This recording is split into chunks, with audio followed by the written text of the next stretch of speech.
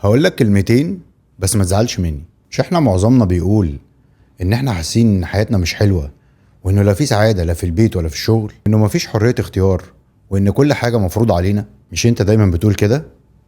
هقول لك حاجة، انت كذاب. والله. استنى بس ما تزعلش مني، هفهمك واحدة واحدة ليه. ربنا قال: وإذ أخذ ربك من بني آدم من ظهورهم ذريتهم وأشهدهم على أنفسهم ألست بربكم؟ قالوا بلى شهدنا. صدق الله العظيم. فهمت ولا لسه؟ ما فهمتش؟ طب استنى هفهمك تاني. يعني أنا وإنت والبشرية كلها، لما ربنا خلق سيدنا آدم مسح على ظهره فأخرج ذريته كأمثال الذر. هتقول لي إيه الذر ده؟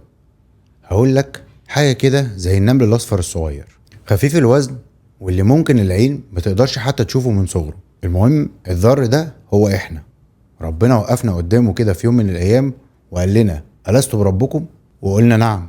وبعدها كل واحد فينا اتعرض عليه شريط حياته لحد وفاته، ووافق عليها بكامل إرادته. هتقول لي يعني أنت عايزني أفتكر حاجة وأنا في عالم الذر؟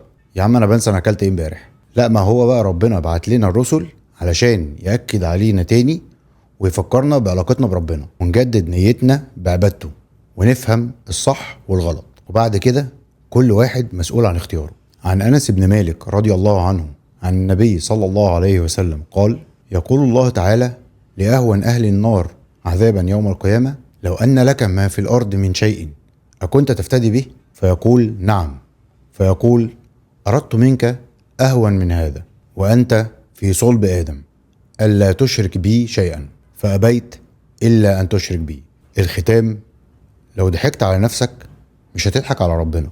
راجع علاقتك بالله وبالدين والدنيا، وفي الأول ولا الآخر أنت اللي هتشيل شيلتك.